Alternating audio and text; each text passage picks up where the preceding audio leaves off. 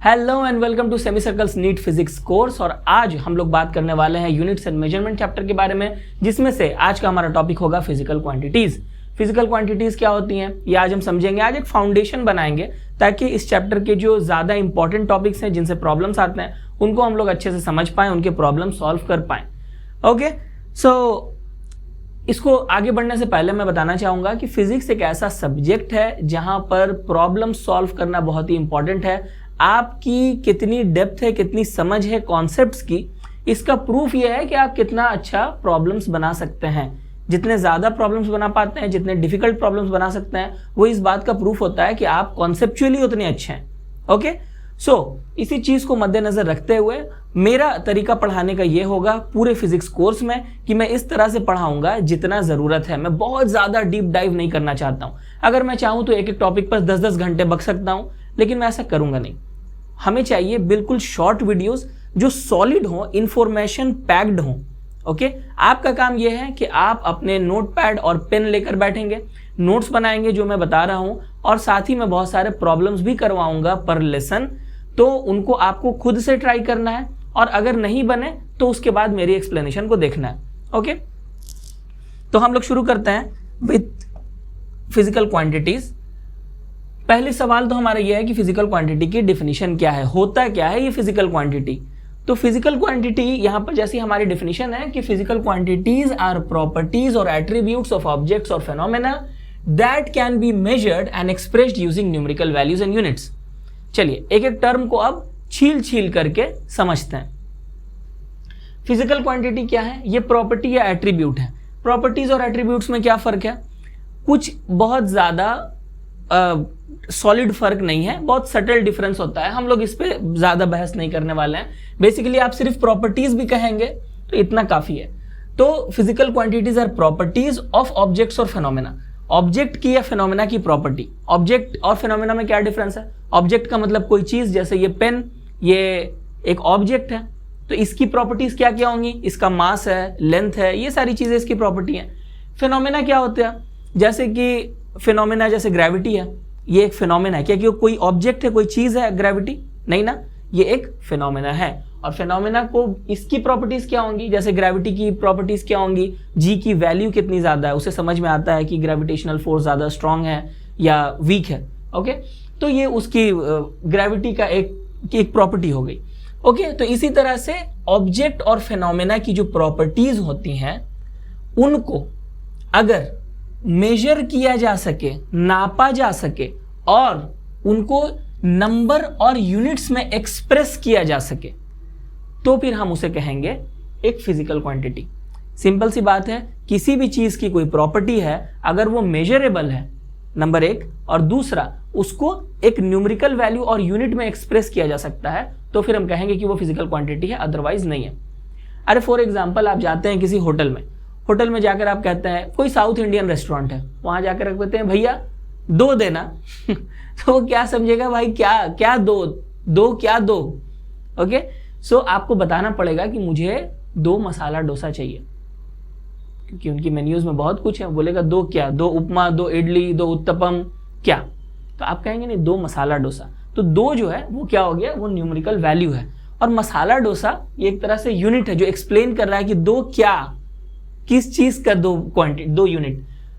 तो ये चीजें यहां पर है। अब एक सवाल है, सर आप पूछेंगे कि क्या मसाला डोसा फिजिकल क्वांटिटी है जिसको आप न्यूमेरिकल वैल्यू और यूनिट में एक्सप्रेस कर रहे हैं? नहीं, मसाला डोसा फिजिकल क्वांटिटी नहीं है। क्यों नहीं है? क्योंकि डेफिनेशन में है कि ये किसी ऑब्जेक्ट और फेनोमेना की प्रॉपर्टी होती है। क्या मसाला डोसा किसी ऑब्जेक्ट या फेनोमेना की प्रॉपर्टी है? नो, ये खुद एक ऑब्जेक्ट है। मसाला डोसा खुद एक ऑब्जेक्ट है, तो उसकी प्रॉपर्टीज, जैसे कोई मसाला डोसा कितना, उसकी डायमीटर कितनी है, ये एक फिजिकल क्वांटिटी हो सकती है। ओके, उसकी थिकनेस कितनी है, ये एक फिजिकल क्वांटिटी हो सकती है। क्या मसाला डोसा का टेस्ट, कोई कहे कि ये मसाला डोसा बड़ा टेस्टी है, क्या ये फिजिकल क्वांटिटी हो सकती है?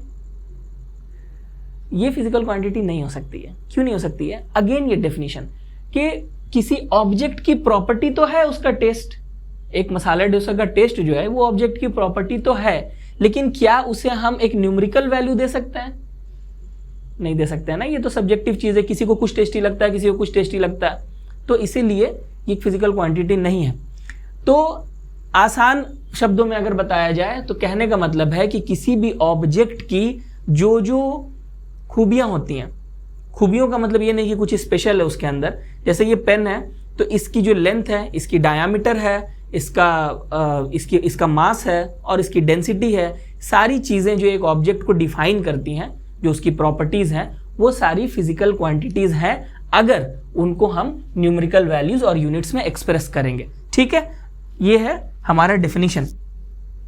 अब हम लोग देखते हैं फंडामेंटल क्वांटिटी कुछ होती है और कुछ डिराइव्ड क्वांटिटी होती हैं। फंडामेंटल और डिराइव्ड क्वांटिटी में क्या फ़र्क है, इस तरह से समझिए कि मैं जब भी जाता हूँ रेस्टोरेंट, मुझे बिरयानी बड़ी पसंद है तो मैं तो बिरयानी ऑर्डर करूँगा ही। अब जिसको जो खाना है खाए, या मुझे भी कुछ और खाना है, चाहे जो हो जाए, मैं बिरयानी ऑर्डर करूँगा, मैं बिरयानी ऑर्डर करके रहूँगा। उसके बाद अगर मुझे भूख ज़्यादा लगी है, मैं कुछ और भी ऑर्डर कर लूँगा। मेरा अगर पेट बिरयानी में भर गया, बस और कुछ नहीं चाहिए, मैं बिरयानी खा करके घर आ जाऊँगा, लेकिन बिरयानी तो मैं खाऊँगा, ये तो क्लियर ही है। ओके, तो ये हो गया एक तरह से फंडामेंटल क्वांटिटी, और उसके इर्द गिर्द जो चीज़ें हैं वो डिराइव्ड क्वांटिटी हैं। अब इसको आसान शब्दों में अगर बताया जाए तो जिस तरह से टाइम का कॉन्सेप्ट है, आप सभी जानते हैं टाइम क्या होता है।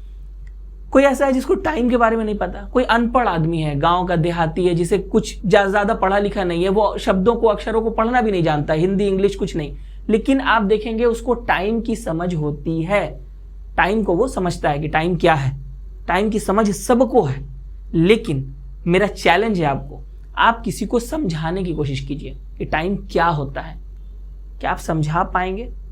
हर कोई समझता है टाइम को, लेकिन कोई इसे समझा नहीं पाता। It is very very difficult.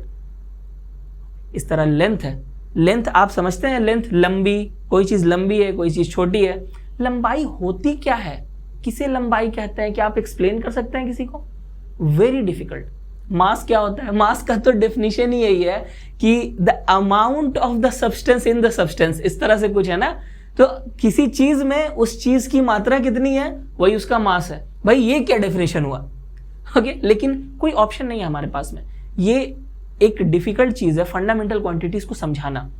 यानी ये इतनी बेसिक है कि इनको हम समझ तो पाते हैं, और पूरी दुनिया को हम लोग फंडामेंटल क्वांटिटीज के बेसिस पर ही देखते हैं, लेकिन इनको एक्सप्लेन करना, समझा पाना, it is very difficult.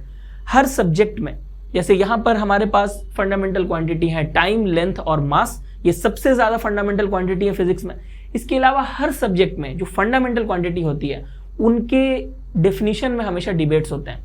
Biology में आप पढ़ेंगे लाइफ के डेफिनेशन, लाइफ क्या है, बहुत कंट्रोवर्शियल टॉपिक है। क्या होता है लाइफ, कौन सी चीज लिविंग है, कौन सी नॉन लिविंग है, बहुत ज्यादा इसमें डिबेट्स है, अलग अलग डेफिनेशंस आपको मिलेंगे, कुछ क्लियर ये नहीं है। उसी तरह से साइकोलॉजी में कॉन्शियसनेस, ये एक बहुत ही बुनियादी चीज है जिसकी वजह से पूरी साइकोलॉजी का सब्जेक्ट है, लेकिन कॉन्शियसनेस की डेफिनेशन क्या है, इस पर बहुत ज्यादा डिबेट्स हैं, इनको समझाना बड़ा मुश्किल है, समझे। और डिराइव्ड क्वांटिटी का मतलब है जो फंडामेंटल क्वांटिटी से निकल कर आती हैं, तो दिस इज इजी। जैसे हमारे पास में लेंथ है, लेंथ को समझाना बड़ा मुश्किल है, लेकिन एरिया समझाना बड़ा आसान है। क्यों? क्योंकि ये लेंथ का स्क्वायर होता है। 2 डायमेंशंस में लेंथ को अगर हम मल्टीप्लाई कर देते हैं तो हमें एरिया मिल जाता है। उसी तरह से अगर 3 डायमेंशंस में लेंथ को मल्टीप्लाई कर देते हैं तो हमें मिल जाता है वॉल्यूम। तो वॉल्यूम किसी को एक्सप्लेन करना है तो क्या बिना लेंथ के कर सकते हैं? कभी नहीं कर सकता है। ये सबसे फंडामेंटल चीज है लेंथ। और जो भी हमें एरिया, वॉल्यूम, ये सब समझाना है किसी को, तो वो लेंथ के बेसिस पर ही समझाना पड़ेगा। ओके, इसीलिए ये फंडामेंटल क्वांटिटी है। इसे समझाने के लिए हमारे पास कोई रेफरेंस नहीं है। इसे समझाने के लिए, डिफाइन करने के लिए हमारे पास एक रेफरेंस है, और वो रेफरेंस है खुद एक फंडामेंटल क्वांटिटी। फाइन। इसी तरह से अगर मास का कॉन्सेप्ट भी हम समझ जाएं तो हम किसी को डेंसिटी समझा सकते हैं। डेंसिटी क्या है? Mass by volume. मास हमें पता है, और मास का कॉन्सेप्ट किसी को पता है, और वॉल्यूम पता है जो कि खुद लेंथ का क्यूब है, तो हम आराम से बता सकते हैं कि देखो भैया, डेंसिटी का मतलब होता है मास पर यूनिट वॉल्यूम। लेकिन मास को समझाना मुश्किल है, राइट। तो डिराइव्ड क्वांटिटी वो होती हैं जो इनसे निकली हैं। वेलोसिटी जिस तरह है लेंथ बाई टाइम, तो अगर लेंथ पता है, टाइम पता है हमें कि इनका कॉन्सेप्ट, तो वेलोसिटी को डिफाइन करना very easy. Okay, this is length per unit time, और actually technically displacement per unit time. Okay, तो आई होप कि समझ में आ गया होगा। तो बेसिकली हमारे पास ये 3 सबसे इंपॉर्टेंट फंडामेंटल क्वांटिटीज हैं, वो है मास, लेंथ एंड टाइम। लेकिन क्या 3 ही होते हैं फंडामेंटल क्वांटिटीज? नहीं, जैसा हमने बात की थी कि एसआई सिस्टम में 7 फंडामेंटल क्वांटिटीज को बताया गया है। कौन कौन से हैं? अच्छा, उससे पहले हम लोग यूनिट्स को पहले समझ लेते हैं कि यूनिट की हमने बात की। अब यूनिट क्या होता है? Units of measurement are standardised quantities used to express different physical properties or attributes of objects and phenomena. Okay, units के बिना हम लोग कभी भी सही से मेजरमेंट कर ही नहीं सकते हैं। It is impossible.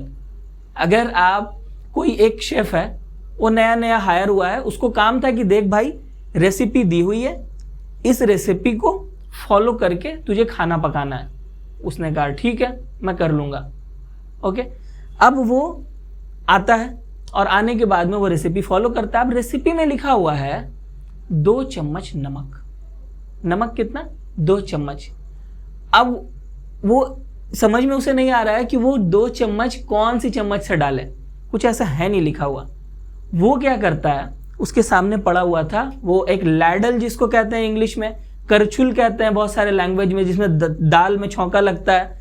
हमारी, आपने देखा होगा अपनी मम्मी को, वो कॉपर का एक चम्मच होता है, उसमें उसने 2 चम्मच उठाए नमक के और डाल दिए डिश में। और भाई साहब जो खाना पका है, समंदर शर्मा जाए इतना नमकीन। तो ये क्यों हुआ? क्योंकि हमें यूनिट्स के बारे में पता नहीं था उसे। 2 चम्मच का मतलब कौन सा चम्मच? यूनिट्स की स्टैंडर्डाइजेशन नहीं थी। आप पूछेंगे सर क्या इतना बेवकूफ कोई होता है कि 2 बड़े चम्मच 2 करछुल वो नमक डाल दे? जी हाँ, होता है। आपने देखा था ना वो मैथ्स के प्रॉब्लम्स होते थे जहां पे एक आदमी 50-50 तरबूज खरीद के ले जाता था घर, ये उसी का बेटा है। अब हम लोग स्टैंडर्डाइज्ड क्वांटिटी, ये एक कीवर्ड है, ओके, कि स्टैंडर्डाइज्ड होनी चाहिए। ये चम्मच बोलने से कैसे समझ में आएगा कौन सा चम्मच? अगर मैं बोलूं ठीक है मेरे लिए टी शर्ट ले आना दोस्त, बोलेगा बताओ कितना बड़ा टी शर्ट चाहिए, तुम्हारा साइज क्या है? मैं उसे बताऊंगा ऐसे नाप के, बालिश्त में, इसको बालिश्त कहते हैं, भित्ता कहते हैं कुछ लैंग्वेजेस में, हैंड स्पैन कहते हैं, राइट। तो इसे ऐसे मेजर करके वो बोलता है कि 2 हैंड स्पैन ले आना, 2 भित्ते का। और आप जाते हैं, आपका हाथ है छोटा साइज में, आप ले आते हैं, उसको छोटा हो जाता है। ये कोई स्टैंडर्डाइजेशन यहां पर नहीं है, यानी आप फिक्स नहीं कर रहे हैं कि एग्जैक्टली एक मेजरमेंट, 1 चम्मच कितना होता है, या 1 भित्ता, 1 हैंड स्पैन, 1 बालिश कितना होता है, नहीं पता। ओके, इस तरह से काम नहीं चलेगा। आपको एक यूनिट का मतलब है एक ऐसी चीज जो स्टैंडर्डाइज्ड हो, यानी कि उसका एक प्रॉपर डेफिनेशन हो, और उसको जो फिजिकल प्रॉपर्टीज को एक्सप्रेस करने के लिए यूज होती हैं। इसकी कुछ प्रॉपर्टीज होती हैं, जिस तरह से ये वेल डिफाइंड होनी चाहिए, यूनिट जो है वेल डिफाइंड होनी चाहिए। वही जैसे चम्मच बोलने से नहीं होगा, आपको बताना पड़ेगा टी स्पून या टेबल स्पून। आपको शायद पता नहीं है टी स्पून टेबल स्पून का मतलब ये नहीं है कोई भी टेबल पे रखा हुआ स्पून उठा करके हम नमक डाल दें, ऐसा नहीं है।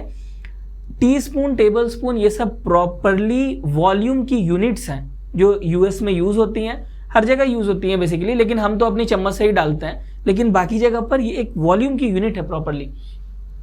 तो वेल डिफाइंड होनी चाहिए कोई भी यूनिट, इजीली एक्सेसिबल होनी चाहिए, यानी कि आराम से आप उस यूनिट में काम कर पाएं। ये कैसे मुमकिन है?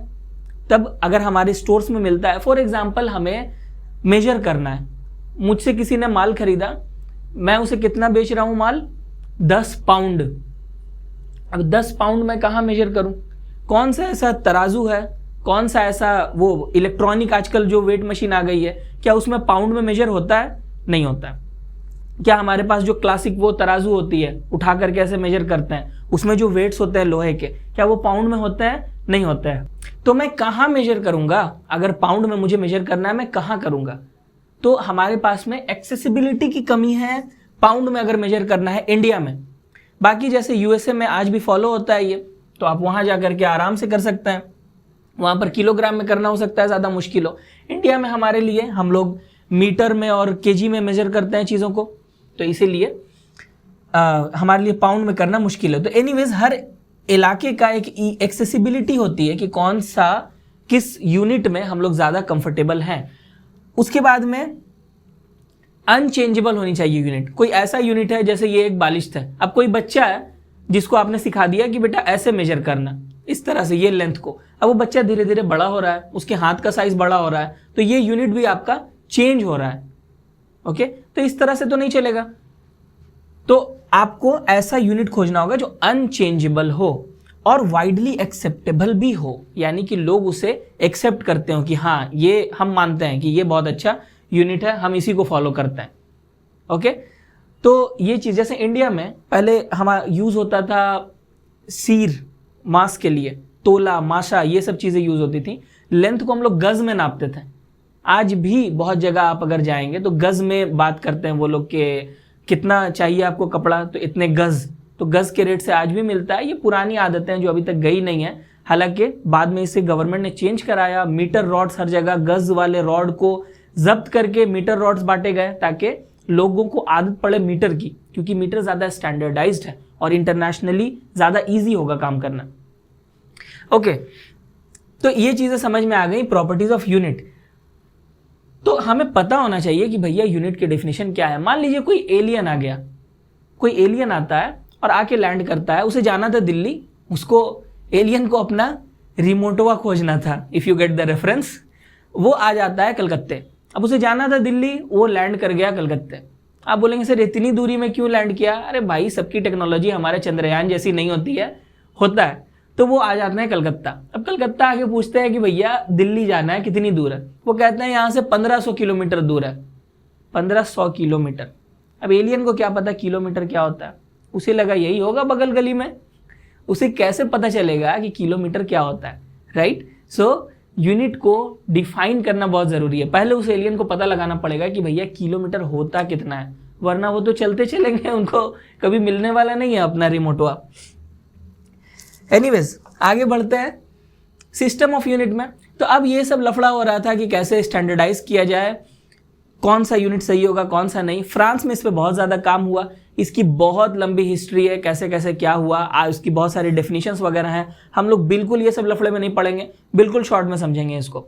सीजीएस सिस्टम बनाया गया फ्रांस में, इसको पॉपुलराइज किया गया कि चलो ये सिस्टम हमारा होगा, यानी कि जब भी हम लेंथ को मेजर करेंगे सेंटीमीटर में करेंगे, जब भी मास को मेजर करेंगे ग्राम में करेंगे, जब भी टाइम को मेजर करेंगे तो सेकंड में करेंगे। लेकिन फिर उन्होंने कहा कि नहीं नहीं नहीं नहीं, एक और सिस्टम बनाते हैं जो ज़्यादा बेटर है। तो उन्होंने बनाया एमके सिस्टम, जहाँ पर उन्होंने कहा कि लेंथ को मीटर में मेजर करेंगे, मास को किलोग्राम में मेजर करेंगे और टाइम को सेकंड में मेजर करेंगे। फिर उसके बाद में ये फ्रांस में काम चल रहा था। इंग्लैंड में उन्होंने कहा कि भैया हम क्यों पीछे रहें, उन्होंने अपना एक सिस्टम बनाया, एफपीएस सिस्टम, जहाँ पर लेंथ को मेजर करते हैं फुट में, मास को पाउंड में और टाइम को सेकंड में। अब ये मैं ओवर सिंप्लीफाई कर रहा हूँ, बहुत ज़्यादा सिंप्लीफाई करके बता रहा हूँ, ऐसे हुआ नहीं था। बहुत लंबी हिस्ट्री है, बहुत लोगों ने अपनी पूरी ज़िंदगी दे दी यूनिट्स एंड मेजरमेंट को स्टैंडर्डाइज करने के लिए, तब जाकर इतनी आसानी से हम लोग यूनिट्स एंड मेजरमेंट को बहुत आसानी से मेजरमेंट कर पाते हैं, ठीक है। लेकिन उतना आपको याद रखने की ज़रूरत नहीं है, मैं बता भी दूंगा तो ऐसे भी याद नहीं रहेगा, तो उतना आपको टेंशन लेनी नहीं है। आपको जानना है कि ये 3 सिस्टम जो थे जो सबसे फेमस हुए, इसका मतलब ये नहीं था कि यही 3 सिस्टम थे और थे नहीं, लेकिन ये 3 सबसे ज़्यादा फेमस हुए। ओके, तो इसके बाद में उन्होंने कहा कि नहीं नहीं, हर जगह लोग अब अपनी अपनी यूनिट्स मेजरमेंट्स बना रहे हैं, हम लोग क्या करते हैं, एक इंटरनेशनल सिस्टम बनाते हैं जो हर जगह फॉलो हो, पूरी दुनिया में फॉलो हो। और फिर बनाया गया सिस्टम इंटरनेशनल, यानी कि SI। और SI सिस्टम में उन्होंने बताया कि नहीं, हम लोग MK सिस्टम जो था, मीटर केजी सेकंड सिस्टम, उसको उन्होंने और ज़्यादा मॉडिफाई किया, उसको प्रॉपरली डिफाइन किया बहुत सारी चीज़ों को, और फाइनली इस तरह से कुछ बनाया। उन्होंने कहा कि 3 फंडामेंटल क्वांटिटीज़ जो है मास, लेंथ और टाइम की, हम लोग भैया उसको स्टेरॉइड्स पर ले जाते हैं, 7 करते हैं टोटल। तो इन्होंने बताया कि ये 7 फंडामेंटल क्वांटिटीज़ होती हैं। लेंथ, मास, टाइम तो है ही है, इसके अलावा इन्होंने टेम्परेचर को कहा कि ये भी फंडामेंटल क्वांटिटी है। और अब देखिए ना कि अगर आपको लेंथ, मास, टाइम का कॉन्सेप्ट पता है तो क्या आप टेम्परेचर को डिफाइन कर सकते हैं इन तीनों की मदद से? नहीं कर सकता है ना, तो ये एक बिल्कुल इंडिपेंडेंट चीज़ है। तो इसीलिए इसको भी कहा गया कि नहीं, ये भी एक फंडामेंटल क्वांटिटी है। इलेक्ट्रिक करंट एक फंडामेंटल क्वांटिटी है। ल्यूमिनस इंटेंसिटी, यानी कि कोई चीज़, कोई कमरा कितना रोशन है, एक बल्ब से कितनी रोशनी निकलती है, तो इस चीज़ का एक मेजरमेंट होना चाहिए ना, जिसको इन्होंने कहा कि ल्यूमिनस इंटेंसिटी कहते हैं। और क्वांटिटी ऑफ मैटर, मैटर की क्वांटिटी, तो इसको टेम्परेचर को वो मेजर करते हैं एसआई सिस्टम में केल्विन से, इलेक्ट्रिक करंट को एम्पियर से, ल्यूमिनस इंटेंसिटी को कैंडेला से, और क्वांटिटी ऑफ मैटर को मोल से। ठीक है, ये हो गया इनका एक 7 फंडामेंटल क्वांटिटीज का सिस्टम, जिसमें इन्होंने बहुत सारी डेफिनेशंस किया है कि 1 मीटर कितना लंबा होगा, तो इन्होंने एक बाकायदा 1 मीटर रॉड बनाई। प्लैटिनम और आइरिडियम की एक रॉड है जिसका 0 डिग्री टेम्परेचर पे जो लेंथ होगा उसी को 1 मीटर कहेंगे। इसी तरह उन्होंने एक मास बनाया जिसको 0 डिग्री टेम्परेचर पे इसका जो मास होगा उसको हम 1 kg कहेंगे। इस तरह करके स्टैंडर्डाइज्ड किया गया था।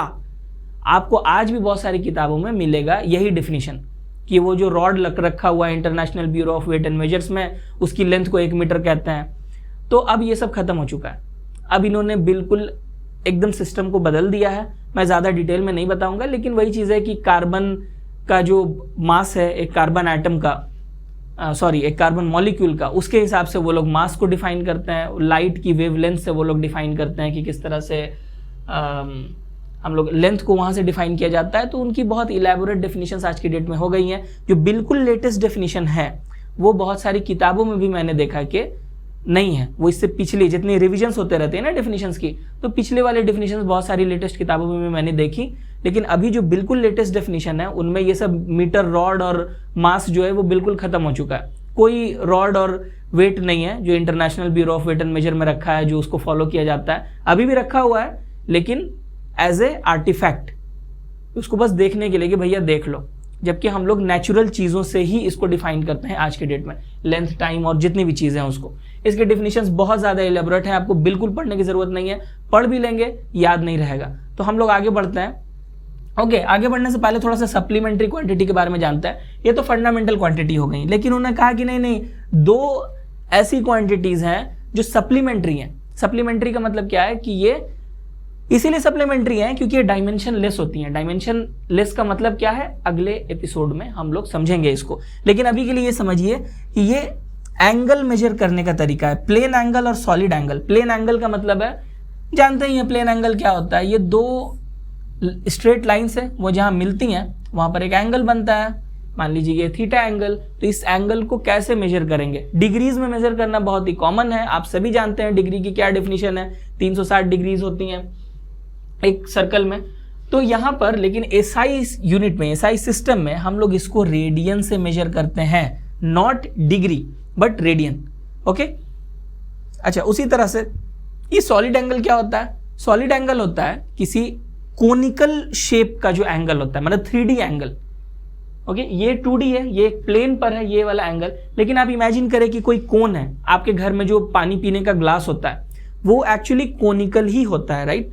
अगर आप इस ग्लास को एक्सटेंड करेंगे तो एक तरह से तो कोन ही बन जाएगा ना, वो कोन का एक टुकड़ा, मतलब एक स्फीयर का एक टुकड़ा आपको मिलेगा। If you get what I mean, तो आपको समझ में आ रहा होगा मैं क्या बोलना चाह रहा हूं। तो उसको हम लोग इस तरह के कोन 3D एंगल को हम लोग स्टीरेडियन या में मेजर करते हैं, जो कि एक सॉलिड एंगल है। नहीं समझ में आया, स्किप कीजिए, कोई सवाल ऐसा नहीं आने वाला है। Other than this line, solid angle को स्टीरेडियन में मेजर करते हैं जिसकी सिंबल है SR, दैट्स इट। इससे ज़्यादा आपको जानने की ज़रूरत नहीं है, एग्जाम के लिए एसेंशियल नहीं है, जानना तो सब कुछ है दुनिया में। एनीवेज, यहाँ पर ये चीज़ें आप याद कर लीजिए, सिंबल क्या क्या होता है यहाँ पर आप देख सकते हैं। सिंबल्स केस सेंसिटिव होते हैं, इसको याद रखिएगा। यानी कि अगर ये M लिखा हुआ है स्मॉल, तो आपको स्मॉल ही लिखना है, आपको कैपिटल M नहीं लिखना है। कैपिटल M का मतलब मीटर नहीं होगा। जब भी मीटर माना जाएगा तो वो स्मॉल m को ही माना जाएगा, ठीक? यहाँ पर देखिए, ये केल्विन का K जो है वो कैपिटल है, लेकिन ये kg का K स्मॉल है। तो जो लिखा है वैसे ही आपको याद करना है, वैसे ही लिखना है। यही स्टैंडर्डाइज्ड तरीका है, यही तरीका है जो पूरी दुनिया भर में एक्सेप्टेबल है। हम लोग भी इसी को फॉलो करेंगे। चलिए आगे बढ़ते हैं। फाइनली यूनिट कन्वर्जन हम लोग थोड़ा समझते हैं। यूनिट को कन्वर्ट कैसे किया जाता है, यानी कि एक यूनिट से दूसरे में, जैसे मीटर है उसको हम लोग मिलीमीटर में चेंज करेंगे। कैसे करते हैं उसके लिए एक चीज हम समझेंगे कि वैल्यू और यूनिट का प्रोडक्ट हमेशा कांस्टेंट होता है। इसका मतलब क्या हुआ? इसका मतलब हुआ कि अगर हम लोग, जैसे ये स्केल है, 150 mm का है। अगर हमें इसे मीटर में लिखना है कि बताओ कितने मीटर हुए, 150 मीटर, 150 मिलीमीटर का मतलब कितने मीटर, फाइन। तो हम लोग कैसे इसको एक्सप्रेस करेंगे, क्योंकि मीटर एक बड़ी वैल्यू है, मिलीमीटर बिल्कुल छोटा सा होता है, मीटर बड़ा सा होता है, तो चूंकि एक बड़ी यूनिट है तो ये जो वैल्यू है ये छोटी हो जाएगी, ताकि दोनों का प्रोडक्ट हमेशा कांस्टेंट रहे। यानी कि अगर यूनिट बड़ी होगी तो वैल्यू छोटी हो जाएगी, जब यूनिट छोटी लेंगे वैल्यू बड़ी हो जाएगी। ओके, जैसे करके दिखाते हैं। तो यहाँ पर हम लोग मान लेते हैं कि वैल्यू और यूनिट का एक सेट है। जैसे हम लोग इसी तरह लिखते हैं ना किसी भी मेजरमेंट को, ये है वैल्यू, ये है यूनिट, वैल्यू यूनिट, ये दोनों एक साथ रहते हैं, राइट। तो यहाँ पर भी हमने लिखा V1 U1, वैल्यू और यूनिट का एक सेट है, एक मेजरमेंट है, is equal to V2 U2। यानी अगर हम लोग U1 यूनिट को U2 में चेंज करेंगे, कन्वर्ट करेंगे, तो ये जो वैल्यू है V1 ये भी V2 में चेंज हो जाएगी। ओके, ये कैसे होता है मैं करके दिखाता हूं आपको। चलिए, 150 mm, ठीक है, इसको हमने चेंज करना है मीटर्स में। तो हम क्या करेंगे, हम लोग